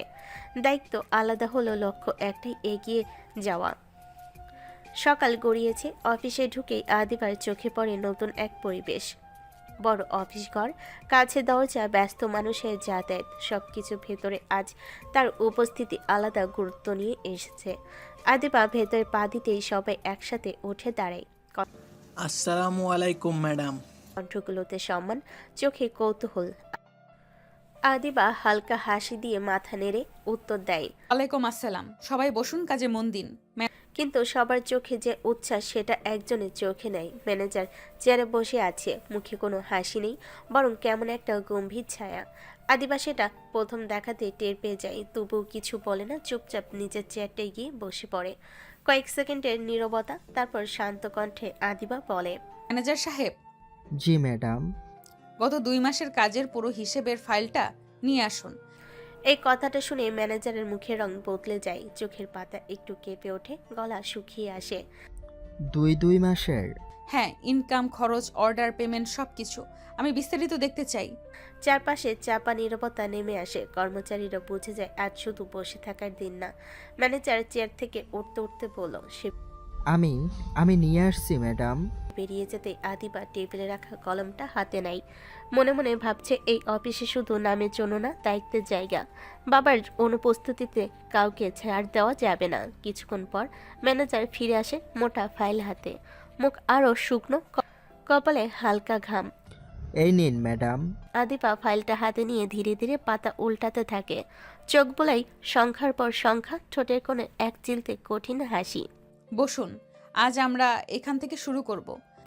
তার কণ্ঠে এমন দৃঢ়তা যে পুরো অফিস বুঝে যায় আজ থেকে নিয়ম বদলাতে চলেছে। ফাইলের পাতা উল্টাতে উল্টাতে আদিবার ভুরু দুটো ধীরে ধীরে কুঁচকে আসে। সংখ্যাগুলো যেন ঠিকঠাক দাঁড়াচ্ছে না। সে আবার প্রথম পাতা থেকে হিসেব মিলিয়ে দেখে। তারপর ক্যালকুলেটরটা টেবিলের উপর টেনে নেয়। Tick tick tick tick. ঘরের ভেতর শুধু ক্যালকুলেটরের শব্দ। হঠাৎ আদিবা থেমে যায়, চোখ দুটো স্থির, ঠোঁট শক্ত। সে ধীরে মাথা তুলে ম্যানেজারের দিকে তাকায়। একটা ব্যাপার বুঝিয়ে বলবেন? জি ম্যাডাম। লাস্ট 2 মাসে প্রায় 20 লক্ষ টাকা হিসাব মিলছে না। এই কথা শুনে ম্যানেজারের মুখ একেবারে ফ্যাকাশে হয়ে যায়, কণ্ঠ কেঁপে ওঠে। ম্যাডাম, আমি তো কিছুই জানি না। আমি শুধু উপরে যা আসে তাই দেখি। আদিবা আবার ফাইলের ভেতর চোখ বুলায়। তার চোখ আটকে যায় একটা নির্দিষ্ট তারিখে। ঠোঁটের কোণে তীক্ষ্ণ হাসি ফুটে ওঠে রাগ আর বুদ্ধির মিশেলে। মজার ব্যাপার জানেন, আমাদের বিয়ের দিন থেকে আজ পর্যন্ত এই কয়দিনে 10 লক্ষ টাকার গরমিল। ম্যাডাম, আমি সত্যি জানি না, হয়তো ভুল হয়েছে। হঠাৎ আদিবা চেয়ার ঠেসে উঠে দাঁড়ায়, কণ্ঠ এবার স্পষ্ট শক্ত। সে এবার প্রচণ্ড রেগে ধমক দিয়ে বলল, ভুল হলে একবার হয়, বারবার না। বলেন তো, অফিসের টাকার হিসেব কে রাখে? হিসাব রক্ষক মানে অ্যাকাউন্টস অফিসার রাখে ম্যাডাম। তাকে এখনই ডেকে পাঠান, এই মুহূর্তে। তার চোখে এমন দৃঢ়তা যে কেউ আর প্রশ্ন করার সাহস পায় না। ম্যানেজার তড়িঘড়ি করে ফোন বের করে কল দিতে থাকে। অফিসের ভেতর চাপা টেনশন ছড়িয়ে পড়ে। আদিবা আবার নিচের চেয়ারে বসে পড়ে, ফাইলটা সামনে খুলে রেখে ধীরে বলে, আজ হিসেব মিলবেই। এখানে কেউ ভুল করলে বা লুকালে কাউকে ছাড় দেওয়া হবে না। ঘরে বাতাস ভারী হয়ে ওঠে। সবাই বুঝে যায় আজ শুধু হিসাবে নয়, সত্যের মুখোমুখি হওয়ার দিন। অ্যাকাউন্টস ম্যানেজার ভেতরে ঢুকতে ঘরের ভেতর আরও নিস্তব্ধতা নেমে আসে। লোকটার কপালে ঘাম, চোখে অস্বস্তি। আদিবা চেয়ারে হেলান দিয়ে বসে আছে, কিন্তু চোখের দৃষ্টি ঠান্ডা না, ভীষণ তীক্ষ্ণ। আদিবা ফাইলটা টেবিলে ঠেসে বলে, হিসাবটা দেখান। ম্যাডাম, আমার কাছে যে কাগজ আছে আমি শুধু সেটার হিসাব রাখি, এর বাইরে কিছু জানি না। যা দেওয়া হয় তাই এন্ট্রি করি। এই কথা শুনে আদিবার রাগ যেন আর ধরে না। সে হঠাৎ দাঁড়িয়ে যায়। বাহ, আপনারা সবাই খুব সুবিধার জায়গায় আছেন দেখছি। কেউ কিছু জানেন না, তাহলে জানে কে? আজ থেকে একটা টাকাও যদি গরমিল পাই তাহলে মনে রাখবেন, আজ না সবাই চাকরি হারাবেন। একজন না, সবাই চাকরি হারাবেন। আমি কাউকে ছাড় দেব না। ম্যানেজার আর অ্যাকাউন্টস ম্যানেজার দুজনেই মাথা নিচু করে দাঁড়িয়ে থাকে। আদিবা আর কিছু বলে না। ফাইল বন্ধ করে সোজা দরজার দিকে হাঁটে। বেরিয়ে যাওয়ার সময় শুধু একবার পিছনে তাকিয়ে বলে, হিসাব আজ থেকে ক্লিয়ার চাই, কোনো বাহানা শুনবো না। দরজা বন্ধ হতে অফিসের চাপা গুঞ্জন শুরু হয়। আদিবা করিডোর দিয়ে হাঁটছে, তখনই ফোনটা বেজে ওঠে। স্ক্রিনে নীলের নাম। সে বিরক্ত মুখে কল রিসিভ করে। হ্যাঁ। কি হয়েছে ম্যাম, এত রেগে আছেন কেন? অফিসে প্রচন্ড ঝামেলা, হিসেবের 12টা বাজিয়ে রেখেছে সবাই। কি ধরনের ঝামেলা? তোমার উচিত ছিল বুড়ো বাবাকে বসিয়ে না রেখে নিজেই আগেই দায়িত্ব নেওয়া। এত বড় ব্যবসা আর কেউ কিছু জানে না, এটা কি হয়? বুঝতে পারছি, কিন্তু এখন তুমি আছো না, তুমি সামলে নিতে পারবে আমি জানি। পারবো বলেই তো এখানে দাঁড়িয়ে আছি, কিন্তু সবাইকে সোজা করতে সময় লাগবে। রাগ কমাও, সন্ধ্যায় বাসায় কথা বলবো। তুমি শক্ত আছো, এটা ওরা আজ বুঝে গেছে। দীপা ফোন নামিয়ে নেয়। চোখে ক্লান্তি, কিন্তু তার ভেতরের সিদ্ধান্ত স্পষ্ট। এই অফিসে আর কোনো গরমিল চলবে না। আজ থেকে নিয়ম বদলাবে, আর সেই নিয়মেই নামই হবে আদিবা। সন্ধ্যার নরম আলোয় বাড়িতে ঢুকতে আদিবার শরীরটা একটু হালকা লাগলেও মনের ভেতর চাপা ভার রয়ে যায়। সারাদিনের হিসেব, গরমিল, মানুষের মুখোশ সব মিলিয়ে মাথা ঝিমঝিম করছে। ড্রয়িং রুমে বসে থাকা নীলের মা তাকে হালকা হাসলেন। অফিস কেমন লাগলো মা? আদিবা ব্যাগটা পাশে রেখে বসে, কণ্ঠটা শান্ত কিন্তু ভেতরে অভিজ্ঞতা লুকানো যায় না। ভালোই লেগেছে মা, তবে বুঝলাম অনেকেই আছেন যারা বাবাকে ঠকাচ্ছেন। কি বলছো মা? ঠকাচ্ছ মানে? কাউকে অন্ধের মতো বিশ্বাস করা ঠিক না মা। বিশ্বাস করলে অনেক সময় ঠকতে হয়। হিসাবের মধ্যে গরমিল আছে, ছোট ছোট কিন্তু ভয়ঙ্কর। নীলের মা দীর্ঘশ্বাস ফেলেন, বয়সের ভারে কণ্ঠটা নরম হয়ে আসে। সে জানে বুড়ো মানুষ আর কত সামলাবে, ছেলেটা বোঝে না কিছু। আমরা তো ভেবেছিলাম সব ঠিকই চলছে। তোমার শ্বশুরও খুব মানুষকে বিশ্বাস করতেন। বিশ্বাস ভালো জিনিস মা, কিন্তু চোখ খোলা রেখে বিশ্বাস করতে হয়, না হলে সুযোগ নেয় মানুষ। তুমি আছো এখন, সব দেখে শুনে রেখো মা। আমাদের চোখে যা ধরা পড়েনি তোমার চোখে নিশ্চয়ই পড়বে। এই কথাই আদিবার বুকের ভেতর অদ্ভুত এক দায়িত্ববোধ কাজ করে। সে হালকা হাসে। চেষ্টা করব মা। যাও, রাগ করে বসে থেকো না, ফ্রেশ হয়ে এসো, আমি চা দিচ্ছি।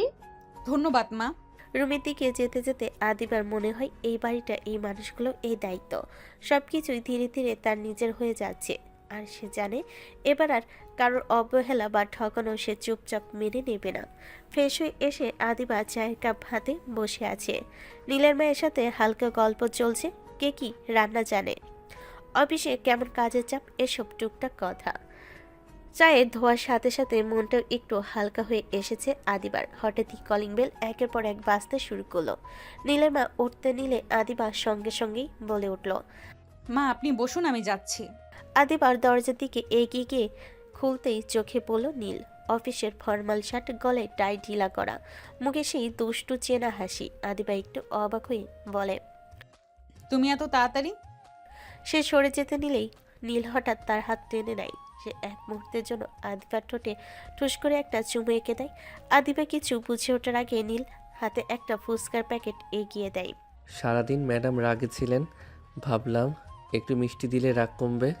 আদিবা প্রথমে ভুরু কুঁচকে তাকায়, তারপর ফুচকার দিকে চোখ পড়তে সব অভিমান গলে যায়। ঠোঁটে কোনো লাজুক হাসি ফুটে ওঠে। জানিনি তো কিভাবে মন ভালো করতে হয়। স্বামীর দায়িত্ব তো। আদিবা ফুচকা হাতি নিয়ে একটুখানি চোখ রাঙায়। সে জানে ভিতরে মা বসে আছে, যদি দেখে ফেলতো তাহলে কি হতো।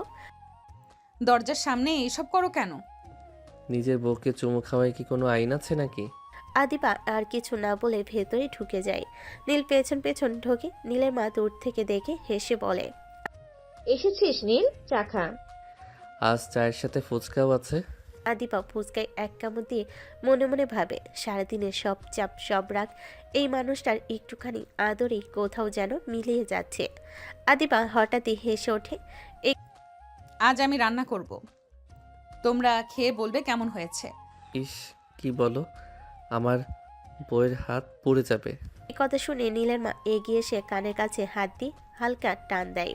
এই ছেলে, আমি সারা জীবন রান্না করছি, কখনো তো বলিস না মা হাত পুড়ে যাবে। আরে মা, আসলে ওনার রান্না খাওয়া যাবে না ভেবে একটু পাম মেরেছি। আদিবা চোখ সরু করে তাকায়, ঠোঁটে এক চিলতে দুষ্টু হাসি, যেন সে বুঝতে পেরেছে নীল লজ্জায় পড়ে কথা ঘুরিয়েছে। ধুবু সে বলে, আচ্ছা আগে রান্না করি, তারপর দেখো খাওয়া যায় কি যায় না, চেটে পুটে খেতে হয়। চ্যালেঞ্জ নিলাম। যাও মা, আশেপাশে আছি, দরকার হলে ডাকবে। আদিবা রান্নাঘরে ঢুকে শাড়ির আঁচল গুছিয়ে নেয়, চুলে একটা ক্লিপ লাগিয়ে কাজ শুরু করে। পেঁয়াজ ভাজা শুরু হতে ঘ্রাণে পুরো ঘর ভরে যায়।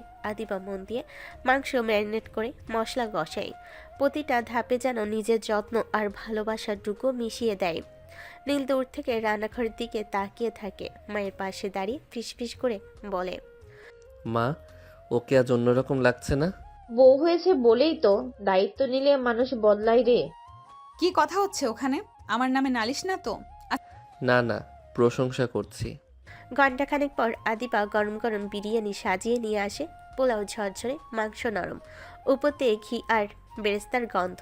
আদিবা একটু নার্ভাস গলায় বলে, আচ্ছা খেয়ে দেখো। নীল প্রথমে এক চামচ নেয়, মুখে দিতে চোখ বড় হয়ে যায়।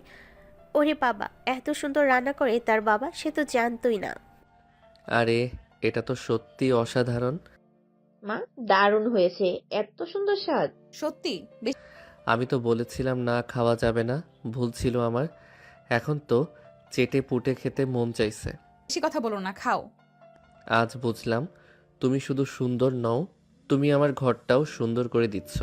এই কথাই আদিবার বুকের ভেতরটা কেমন করে ওঠে।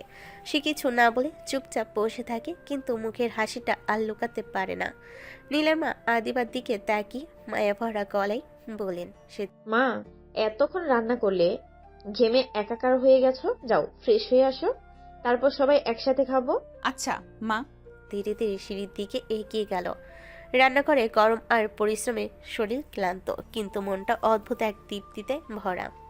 কিছুক্ষণ নীরবতা। নীলের মায়ের মুখের দিকে তাকিয়ে হঠাৎ লক্ষ্য করলো মা যেন চিন্তায় ডুবে গেছেন। চোখে এক অজানা ভয়, কপালে ভাঁজ। কি হয়েছে মা, এত চিন্তিত লাগছে কেন? আদিবা তো এখন বিয়েটা মেনে নিয়েছে, আমাদের সংসারটাও গুছিয়ে নিচ্ছে, কিন্তু যদি কোনোদিন সত্যিটা জানতে পারে, তখন যদি ভাবে আমরা ওর সাথে অন্যায় করেছি।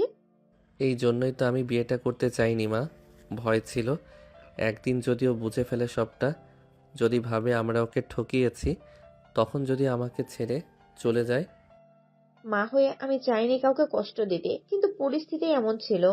এখন শুধু ভয় লাগে যদি আদিবা আমাদের ভুল বোঝে। ঠিক সেই মুহূর্তে সিঁড়ির ধাপে দাঁড়িয়ে আদিবা থমকে গেল। উপরে নামার সময় কথাগুলো তার কানে এসে আসছে পড়ল। সত্যিটা ভুল, ঠকিয়েছি, ছেড়ে চলে যাবে। তার বুকের ভেতরটা হঠাৎ ফাঁকা হয়ে গেল। কি সত্যি, কোন ভুল? এমন কি আছে যেটা জানলে আমি এই সম্পর্ক মানব না? মুহূর্তের মধ্যে হাজার প্রশ্ন মাথার ভেতর ঘুরতে লাগলো। নীলের কথা, নীলের মায়ের দুশ্চিন্তা, সব মিলে একটা অদৃশ্য দেওয়াল যেন হঠাৎ দাঁড়িয়ে গেল তার সামনে। কিন্তু আদিবা নিজের মুখে এক ফোঁটা ভাবও ফুটতে দিল না। একটা গভীর শ্বাস নিয়ে সে স্বাভাবিক ভঙ্গিতে নিচে নামলো। নামতে নামতেই হালকা হাসি এনে বলল, আমি এসে গেছি, চলো একসাথে খাবো। নীল আর তার মা দুজনেই চমকে উঠল।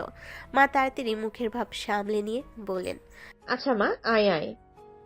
হ্যাঁ চলো, অনেক ক্ষুধা লেগেছে। তিনজন একসাথে টেবিলে বসলো। থালায় খাবার পড়লো, হাসি ঠাট্টাও চললো। বাড়ি থেকে দেখলে মনে হবে একটা পরিপূর্ণ সুখী পরিবার। কিন্তু আদিবার ভেতরে তখন অন্য ঝড়। সে চামচে ভাত নেড়ে নেড়ে মনে মনে ভাবলো, ওরা কিছু লুকাচ্ছে, এমন কিছু যেটা জানলে আমি বদলে যেতে পারি। নীলের দিকে তাকালো। নীল স্বাভাবিক থাকার চেষ্টা করছে, কিন্তু চোখ এড়িয়ে যাচ্ছে বারবার। আদিবা মনে মনে প্রতিজ্ঞা করলো সত্যিটা একদিন জানবেই, কিন্তু আজ নয়। আজ সে শুধু হাসবে, খাবে আর এই সংসারে বউ হয়েই থাকবে। কারণ রহস্য যতই গভীর হোক, সে জানে এই ঘরের ভেতরে আরেকটা বড় গল্প লুকিয়ে আছে, যার শুরু আজ সে টের পেল। রাতের নীরবতা ঘরে ছড়িয়ে আছে। আদিবা শুয়ে চোখ বন্ধ করে নীলের দিকে তাকালো। তার ভয়, তার ভাবনাগুলো যেন একে অপরের মধ্যে ছড়িয়ে পড়েছে। কিছুক্ষণ চুপচাপ থাকার পর সে নরম স্বরে বলল, তুমি জানো নীল, পৃথিবীতে সবচেয়ে কষ্টের মুহূর্ত কি? নীল পাশের দিকে হেঁটে উত্তর দিতে চাইল, কিন্তু আদিবার চোখে ভরা গভীর ভাব দেখে কণ্ঠ আটকে গেল। সে ধীরে ধীরে বলল, জানি না। কেন? আপনজনকে ঠকানো, আর যদি কেউ বুঝে যায় তাকে ঠকানো হচ্ছে, তাহলে সে সারা জীবনের জন্য চলে যায়। ও কি সব বুঝে ফেললো? এত ভেবো না, আমি শুধু বলছি আমার কাছে কিছু আড়াল করো না।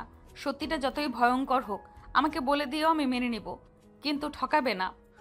ও কি কিছু শুনে ফেললো নাকি? ঘরে হালকা নীরবতা, কেবল বাইরে বাতাসের আওয়াজ। নীল হাত বাড়িয়ে আদিবার দিকে টেনে নিল, চোখে চোখ রেখে বলে, এসব রাখো যান, আসো আদর করি। আদিবার ঠোঁটের কোণে এক মৃদু হাসি। নীল ধীরে ধীরে তার ঠোঁটে ঠোঁট ডুবিয়ে চুমু দিতে শুরু করলো। আদিবা প্রথমে সামান্য সাড়া দিল।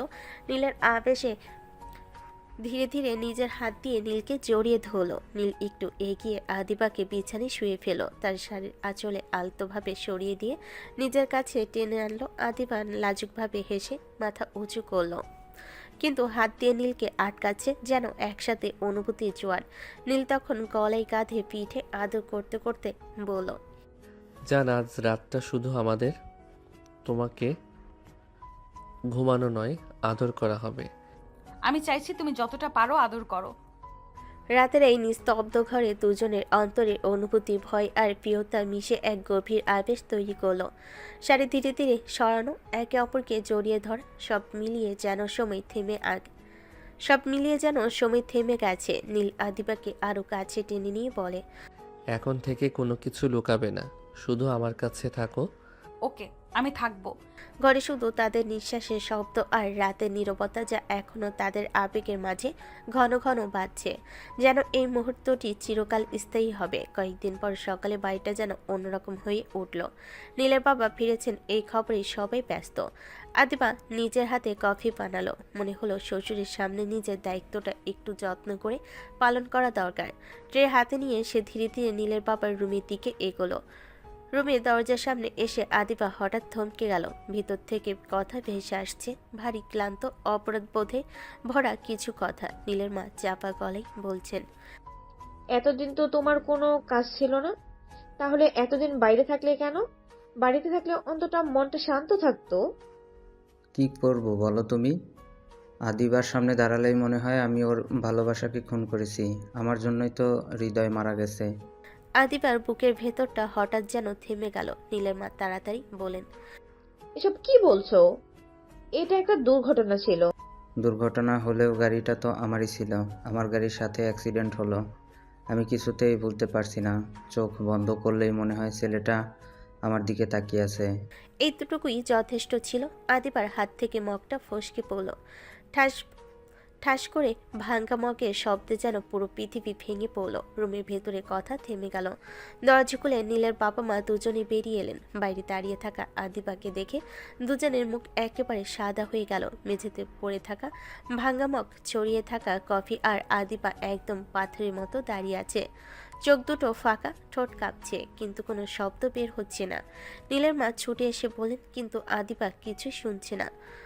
তার মাথায় শুধু একটাই বাক্য ঘুরছে, আমার জন্য হৃদয় মরে গেছে। তার মানে হৃদয়ের মৃত্যুর দুর্ঘটনা ছিল না, শুধু এই পরিবারের সাথে জড়িয়ে আছে। নীলের বাবার গলা ভারী হয়ে এলো। মা, তুমি সব শুনে ফেলেছো তাই না? আদিবা ধীরে ধীরে চোখ তুলো। সেই চোখের আর রাগ নেই, কান্নাও নেই, আছে শুধু ভাঙ্গা বিশ্বাস আর স্তব্ধ শোক। শুধু নিচু গলায় সে বলল, হৃদয়, ওর অ্যাক্সিডেন্ট আপনাদের গাড়ির সাথে? নীলের মা আর কোনো কথা বলতে পারলেন না, চোখ নামিয়ে নিলেন। এই নীরবতাই ছিল সবচেয়ে ভয়ঙ্কর উত্তর। আদিবার বুকের ভেতর হাহাকার উঠল, কিন্তু গলা দিয়ে শব্দ বের হলো না। মনে হলো সে শুধু একজন মানুষকে হারায়নি, হারিয়েছে নিজের বিশ্বাস, ভালোবাসা আর এই সংসারের উপর ভরসা। সে ধীরে ধীরে বলল, তাই তোমরা এতদিন আমাকে সত্যিটা বলনি? মা, আমরা তোমাকে ঠকাতে চাইনি। আমরা শুধু ভয় পেয়েছিলাম। ভয় পেয়ে গিয়েছিলেন? আর আমি কি হারিয়েছি সেটা একবারও ভেবেছেন? আর কোনো কথা না বলে আদিবা ধীরে ধীরে সেখান থেকে সরে গেল। পেছনে পড়ে রইল ভাঙ্গা মগ, ছড়িয়ে থাকা কফি, আর দুজন মানুষ যারা বুঝে গেল যে সত্যিটা এতদিন লুকিয়ে রাখা হয়েছিল। আজ সেটা শুধু প্রকাশ পায়নি, একটা সম্পর্কের ভিতটাই চিরতরে কাঁপিয়ে দিয়েছে। ডাইনিং টেবিলে বসে নীল তখনও কিছু কাগজ দেখছিল। হঠাৎ নীলের মা ছুটে এসে ভাঙ্গা গলায় সব বলে দিলেন এক নিঃশ্বাসে, থামাহীনভাবে। একটা একটা শব্দ নীলের কানে ঢুকলো, মাথার ভেতর যেন কিছুই ঢুকছে না। নীল পাথরের মতো দাঁড়িয়ে রইল। আদিবা। ফিসফিস করে শুধু নামটা বের হলো তার মুখ থেকে। সে জেনে গেছে যেটা এতদিন ধরে সবাই ভয় পাচ্ছিল, সেটাই হয়ে গেছে। নীল আর এক সেকেন্ডও দাঁড়ালো না, দৌড়ে ঘরের দিকে গেল। ঘরের দরজা আধ খোলা, ভেতরে ঢুকতেই বুকের ভেতরটা মোচড় দিয়ে উঠল। আদিবা ফুলরে বসে আছে, হাঁটু বুকের কাছে টেনে ধরে মুখ ঢেকে হাউমাউ করে কাঁদছে। সে কান্না নীরব না, ভেঙে পড়া মানুষের কান্না। নীল ধীরে ধীরে দরজা বন্ধ করে দিল। শব্দটা শুনে আদিবা মুখ তুলল, চোখ লাল, মুখ ফ্যাকাশে, চুল এলোমেলো, কাপা গলায় সে বলল, এই জন্যই তো বিয়ের রাতে তুমি বলেছিলে সবাই নিজের অপরাধের দায় মুক্ত হতে তোমাকে ব্যবহার করেছে, তাই না? নীল কিছু বলল না, চোখ নামিয়ে ফেলল। এই নীরবতাই আদিবার জন্য ছিল সবচেয়ে ভয়ঙ্কর স্বীকারোক্তি। আদিবা উঠে এসে নীলকে জড়িয়ে ধরল, বুকের সাথে মাথা ঠেকিয়ে কাঁদতে কাঁদতে বলল, একবার বলতে পারতে নীল, একবার। কেন ঠকালে আমাকে? আমি কি এতটাই দুর্বল ছিলাম? নীলের বুক ভিজে যাচ্ছিল আদিবার চোখে জলে। সে কাপা গলায় বলল, তুমি যদি সত্যিটা জানতে তুমি ভেঙে পড়তে আদিবা। তুমি নতুন করে কোনো সংসার শুরু করতে পারতে না। আদিবা মাথাতে তুলে তাকালো। সেই চোখে তখন ভালোবাসা নেই, রাগ নেই, আজ শুধু গভীর ক্ষত। তাই বলে জানাবে না? আমার সিদ্ধান্ত নেওয়ার অধিকারটুকুও দিলে না। সরি সোনা, কিন্তু কিছু সত্যি আড়ালে থাকাই ভালো। সবাই সেটাই ভেবেছিল। না নীল, সব সত্যির আড়ালে থাকলে মানুষ বাঁচে না, মানুষ শুধু বেঁচে থাকার অভিনয় করে। হৃদয়কে আমি হারিয়েছি, আর আজ বুঝলাম তোমাকেও আমি ঠিকমতো কখনো পাইনি। নীল এগিয়ে যেতে চাইলে আদিবা হাত তুলে থামিয়ে দিল, যেন বুকে অনেক অভিমান জমে আছে তার। এখন না, আজ আমাকে একা থাকতে দাও। নীলের বুকের ভেতরটা ভেঙে পড়ল, কিন্তু সে আর কিছু বলল না। ঘর জুড়ে শুধু আদিবার কান্না আর নীলের নিঃশব্দ অপরাধবোধ রয়ে গেল। এই সকালটা আর কোনো ভালোবাসার ছিল না, এই সকালটা ছিল একটা সম্পর্কের সবচেয়ে কঠিন সত্যের। বিকেলের আলো নরম হয়ে আসছিল। আদিবা গোসল করে এসেছে, সুতি শাড়ি পরেছে। ঘরের বাতাস হালকা ঠান্ডা, আর বাতাসের সঙ্গে শাড়ির নরম কাপড় নড়ছে। নীল রুমে ঢুকতেই মনে হলো আদিবা যেন আরো বেশি ফ্রেশ, আরো বেশি মনমোহন হয়ে গেছে। সে আর ধৈর্য ধরতে পারল না, ধীরে ধীরে আদিবার পিছনে এসে তাকে জড়িয়ে ধরল। নীল কাপা কণ্ঠে বলল, চলো না সোনা, একটু খাই, আর থাকতে পারছি না। আমি কি তোমাকে খেতে বারণ করেছি? নীল কিছু না বলে আদিবার ঘাড়ে ঠোঁট চাপিয়ে দিল। কোমল চুমুর পর আবার বলল, বউ, না খেলে খাওয়া যায় নাকি? খাবো না। তাহলে আমাকে খাই। সঙ্গে সঙ্গে সে আদিবাকে কোলে তুলে নিয়ে তাকে বিছানায় শুয়ে দিল। ধীরে ধীরে ঠোঁটে ঠোঁট ডুবিয়ে কিস করতে লাগলো। হাত গলায় কোমরে ঘেঁষে ঘুরে ঘুরে আদর করছিল। আদিবা প্রথমে অবাক, তারপর না বলতে না পেরে শুধু চোখ বন্ধ করলো। নীল গলা থেকে কিস করে নামলো না। বুকে চাপ আর ঠোঁটে স্পর্শে আদিবার হৃদয় হালকা দ্রুত বেজে উঠল। সে নিঃশব্দে হালকা গলায় ফিসফিস করলো, নীল। হ্যাঁ সোনা, তোমাকে খাই, বেশি বেশি আদর করি। ঘরের মধ্যে সেই নরম আলো, শাড়ি কোমলতা আর তাদের নিঃশব্দ সংলাপ, সব মিলিয়ে রোমান্টিকতা যেন ঘরের কোণে কোণে ছড়িয়ে পড়ল। নীল আর আদিবা সেই বিকেলটা কেবল একে অপরের কাছে থাকা, একে অপরকে আদর করার মধ্যে দিয়েই কাটালো। কোনো কথার প্রয়োজন হয়নি, শুধু স্পর্শ আর চোখের ভাষা। রাতের আলো, ঘরে নরম আলো ছড়িয়ে আছে। নীল আদিবাকে টেনে ধীরে ডাইনিং টেবিলে পাশে বসালো। নীলের মা বাবা দুজনেই লজ্জায় মাথা নিচু করে আছে, কারোর মুখে কথা নেই। নীলের বাবা ফিসফিস করে বলেন, নীল, আমাকে ক্ষমা করো মা, আমার জন্য সব হয়েছে। নিজেকে দোষ দিতে হবে না বাবা, হয়তো আমার কপালে হৃদয় ছিল না, তাই তো নীলকে পেয়েছি। নিজেকে দোষী ভাববেন না, আসলে হঠাৎ করে শুনেছি তাই কষ্ট পেয়েছি।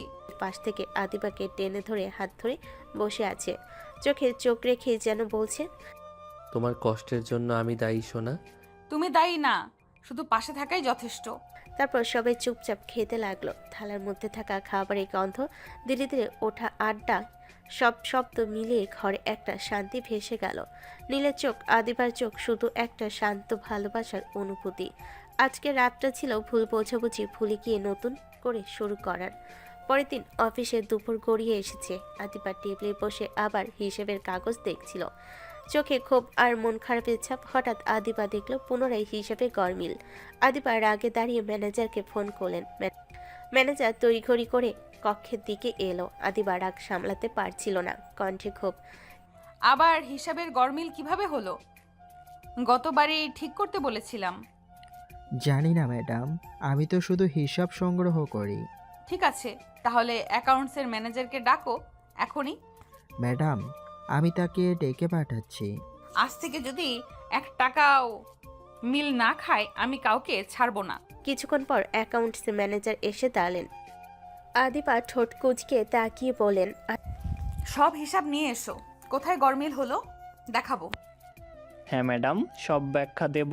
আদিবা সামান্য নিঃশ্বাস নিলেন, তারপর ফাইল খুলে প্রতিটি কাগজ চোখে ভেসে দেখলেন। মনে মনে ঠিক করলেন এবার কেউ শর্টকাট নেবে না, সব হিসাব ঠিক করতে হবে। ঘরের মধ্যে নীরবতা, কিন্তু আদিবার রাগ আর দৃঢ়তার এক মিশ্রণ।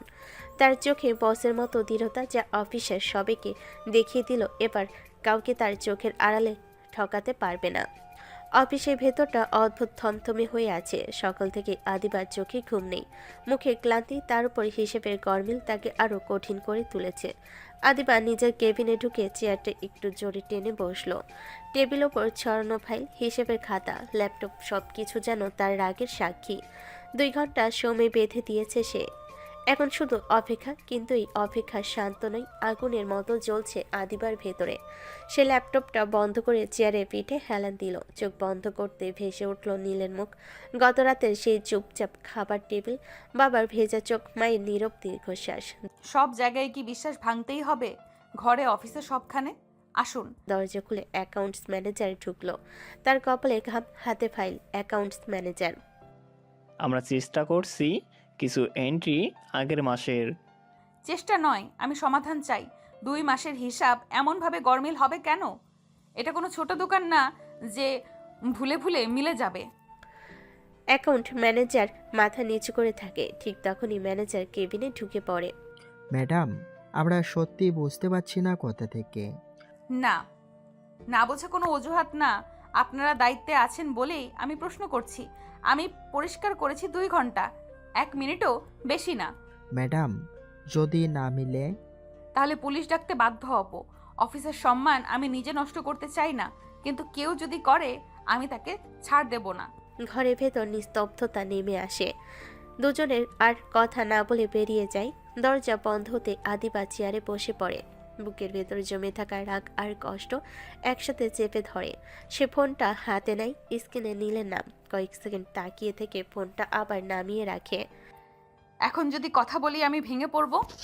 সে জানালার পাশে গিয়ে দাঁড়ায়। নিচে অফিসের ব্যস্ততা, মানুষের ছোটাছুটি, অথচ তার ভেতরটা স্থির, ভারী। আদিবা জানে এই লড়াই শুধু হিসেবে না, এটা বিশ্বাসের, দায়িত্বের আর নিজের জায়গা ধরে রাখার লড়াই। সে পিছিয়ে যাবে না, কারোর জন্য না। দেওয়াল ঘড়ির কাঁটা টিকটিক করে চলে। 2 ঘন্টার অ্যাকাউন্ট ডাউন শুরু হয়ে গেছে। করিডোরটা প্রায় ফাঁকা। দুপুরের আলো লম্বা জানালা দিয়ে ঢুকে মেঝেতে সাদা রেখা এঁকে দিয়েছে। আদিবা ধীরে ধীরে হাঁটছিল, মাথার ভেতর তখনও হিসেব, নীল আর 2 ঘন্টার সময় সব একসাথে ঘুরপাক খাচ্ছে। হঠাৎ পাশের স্টোররুমের আধা খোলা দরজা থেকে ভেসে এলো ফিসফিসে কথা। শালার বুড়োটাকে মারতে গিয়েছিলাম, ভাগ্যটাই খারাপ, সে না মরে মরল হৃদয় নামের ছেলেটা। আদিপার পা থেমে যায়, বুকের ভেতর কেমন একটা ধাক্কা লাগে। সে নিঃশ্বাস আটকে দরজার পাশে দাঁড়িয়ে পড়ে। তখন তো সব প্ল্যান ঠিকই ছিল। বুড়োটাকে আগে মারবো, তারপর সব হাতাবো। কেউ কিছু বুঝবে না। বুড়ো ছেলেটা তো কিছুই বোঝে না ভেবেছিলাম, কিন্তু হলো উল্টো। হৃদয় ছেলেটা মরল, আর বুড়োর দায় এড়াতে আদিবার সাথে নীলের বিয়ে দিয়ে দিল। মেয়েটা এত চালাক, জানলে আগেই শেষ করে দিতাম। এখন তো কয়েকটা ফাইল খুললেই ঘাম ছুটে যায়। আদিবার চোখে অন্ধকার নেমে আসে, হৃদয়ের নামটা কানে বাজতে থাকে। হঠাৎ করে সবকিছু পরিষ্কার হয়ে যায়। হিসাবের গরমিল, ভয়, অস্বস্তি। এখন কি করব? টাকার হিসাব তো আর মিলবে না। আমরা তো আগেই সব টাকা খরচ করে ফেলছি, ধরাও পড়লে শেষ। ঠিক তখনই দরজাটা ঠাস করে খুলে যায়। আদিবা ভেতরে ঢুকে দাঁড়ায়। মুখে কোনো ভয় নেই, চোখে আগুন। আর মিলানোর দরকার নেই। দুজনে আতকে ওঠে, তার দিকে তাকাই। মুখের রং সাদা হয়ে যায়। আদিবাকে দেখে তার হুঁশ উড়ে যায়। ম্যাডাম, আপনি আপনি এখানে? আপনাদের হিসাব এবার জেলখানায় গিয়ে মিলাবে, অফিসে না। ম্যাডাম, ভুল বোঝাবুঝি। ভুল বোঝাবুঝি? খুনের কথা, টাকা লুটের কথা, এগুলো ভুল না, অপরাধ। সে ফোন বের করে নম্বর ডায়াল করে। করিডোরে নীরবতা ভেঙে যায় পুলিশের কলের শব্দে। আদিবার হাত একটু কাঁপে না। হ্যালো, আমি আদিবা বলছি। আমাদের অফিসে বড় ধরনের আর্থিক জালিয়াতি আর একটা খুনের স্বীকারোক্তি পেয়েছি। এখনই পুলিশ পাঠান। ম্যানেজার চেয়ারে বসে পড়ে। অ্যাকাউন্টের লোকের ঠোঁট কাঁপছে, চোখে জল। ফোন নামিয়ে আদিবা গভীর নিঃশ্বাস নেয়। বুকের ভিতর জমে থাকা সব প্রশ্ন, সব অন্ধকার এক মুহূর্তেই আলোতে উঠে এসেছে। হৃদয়, আজ তোমার জন্যই ন্যায় বিচারের দরজা খুলল। দূরে সাইরেনের শব্দ ভেসে আসে। আদিবা জানে এবার আর কেউ পালাতে পারবে না। বাড়ির ভেতর আজ আলাদা একটা শান্তি, যেন বহুদিনে জমে থাকা ভারী বাতাস হালকা হয়ে গেছে। ড্রয়িং রুমে নীলের বাবা চুপচাপ বসেছিলেন, চোখে স্বস্তির জল। এতদিনের অপরাধের বোঝা আজ মাথা থেকে নামলো মা। আসল খুনিরা ধরা পড়ল। আল্লাহ বড় দয়ালু। আমি ভাবতেই পারছি না এত বড় একটা সত্যি এভাবে বেরিয়ে আসবে। সব কিছু যেন সিনেমার মতো। তুমি যদি আজই অফিসে বসতে, হিসাবগুলো নিজের হাতে দেখতে, তাহলে ওরা এত বড় ষড়যন্ত্র করার সাহস পেত না। এই জন্যই তো তুমি সেরা, শুধু আমার স্ত্রী না, আমার শক্তি। রাত নামতেই বাড়িটা নিস্তব্ধ হয়ে আসে। আকাশে তারারা জ্বলজ্বল করছে। আদিবা বেলকনিতে দাঁড়িয়ে আকাশের দিকে তাকিয়ে আছে, মুখে কোনো চাপা কষ্ট নেই। আজ তার চোখে শান্তি। নীল ধীরে এসে পেছন থেকে তাকে জড়িয়ে ধরে। মন খারাপ? না, আজ খুব শান্তি লাগছে। হৃদয়ের খুনিকে নিজের হাতে শাস্তি দিতে পেরেছি, এটাই বড় পাওয়া। আজ তুমি শুধু শক্ত না, অসম্ভব সাহসী ছিলে। সে আদিবার গলায় আলতো করে চুমু দেয়। আদিবা চোখ বন্ধ করে গভীর নিঃশ্বাস নেয়। অনেকদিন পর বুকের ভেতর জমে থাকা ভার যেন হালকা হয়ে যায়। নীল আদিবাকে কাছে টেনে নেয়, ধীরে ধীরে তাকে কোলে তুলে বিছানার দিকে নিয়ে যায়। বিছানায় বসিয়ে দুহাতে তার মুখ ধরে চোখের দিকে তাকায়। আজ আমাকে একটু শান্তি দাও সোনা, আজ সত্যি ক্লান্ত হয়ে পড়েছি। আদিবার নরম হাসি দেয়, তার চোখে ভালোবাসা, বিশ্বাস আর ভরসা। নীল আলতো করে আদিবার কপালে চুমু দেয়, তারপর ঠোঁটে। শুধু দুজনের মধ্যে জমে থাকা গভীর অনুভূতির প্রকাশ। আদিবা ধীরে ধীরে নীলের কাঁধে মাথা রাখে। আজ সবকিছু ঠিক জায়গায় এসে দাঁড়িয়েছে নীল। আজ আমরা দুজনেই হালকা। ঘরের আলো নরম হয়ে আসে, বাইরে রাত আরো গভীর হয়। সত্যের ভার নামিয়ে রেখে ভালোবাসা আর শান্তির ভেতর হারিয়ে যায় নীল আর আদিবা এক নতুন ভোরের অপেক্ষায়।